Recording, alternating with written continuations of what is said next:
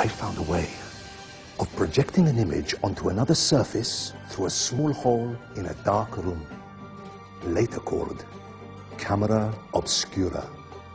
Think of all the things that evolved from this discovery.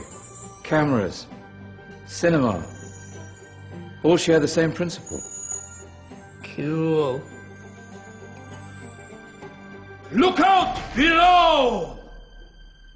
Who's that? That's my good friend, Abbas ibn Farnas, who gazed up to the heavens, passionate in his belief that man could fly. Whoa. Indeed, he dared to dream about flying 1,000 years before the Wright brothers.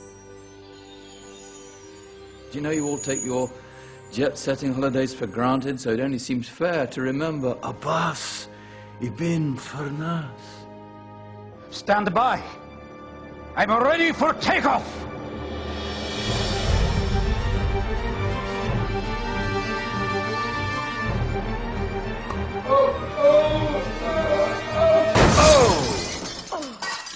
You did forget one thing, though. A tail, useful for landing. Ah, my back. Is there a doctor in the house? Did someone call? Ah, my old friend, why don't you introduce yourself to my young guests? I am Abul Qasim al-Zahrawi. Many call me the father of surgery. Did you actually do surgery back then? Of course we did. In fact, many of the surgical tools that I invented are still used in your modern hospitals. Excuse me, a patient needs my attention.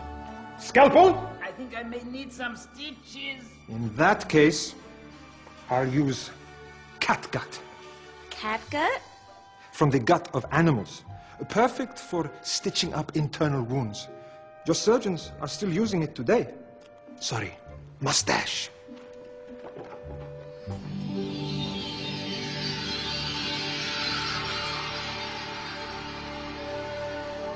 Who's she? That's Maryam al-Astrolabi.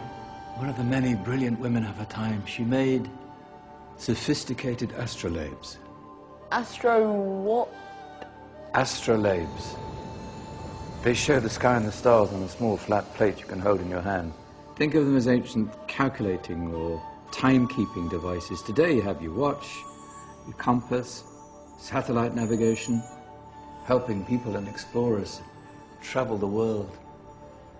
Science at its brilliant best. And all these things were developed during the Golden Ages. And that's just the tip of the iceberg.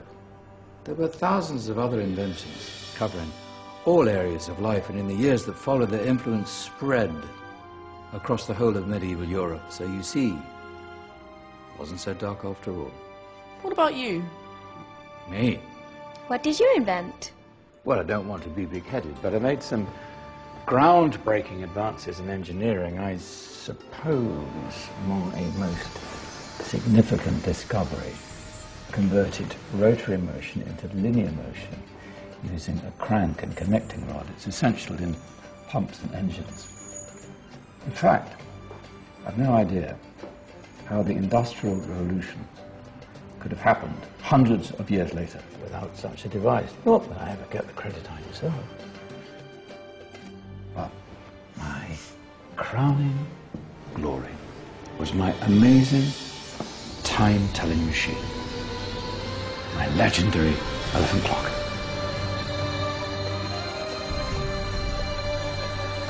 It's a clock. Yes. Dozens of components collected from different cultures around the world. Indian, Greek, Arabian, Egyptian, Chinese. Wow. A United Nations clock. That is pretty cool. Does it actually tell the time? Well, yes, of course. If it wasn't for me, thousands of people would be late for everything. Speaking of time, we better get you back. And remember, spread the word. This was a golden age, and I've only shown you a tiny part of this wondrous time. There are countless other scientists and inventions directly connected to your modern world. You're just going to have to find out for yourselves.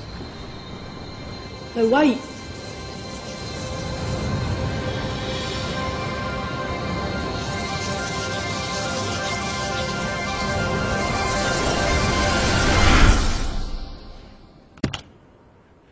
Oh. Did you? Yeah. That wasn't quite so boring. Come on, we're going to be late.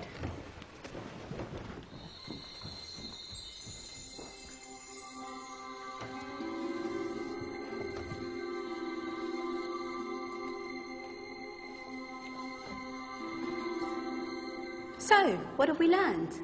The Romans, the Greeks, the Renaissance, and the Industrial Revolution all have great relevance to us today. Where's Danny's group? Just there, miss. Ah, our intrepid Dark Ages group. You probably had a much harder time finding any connections with the modern world. Actually, miss, that's not strictly true.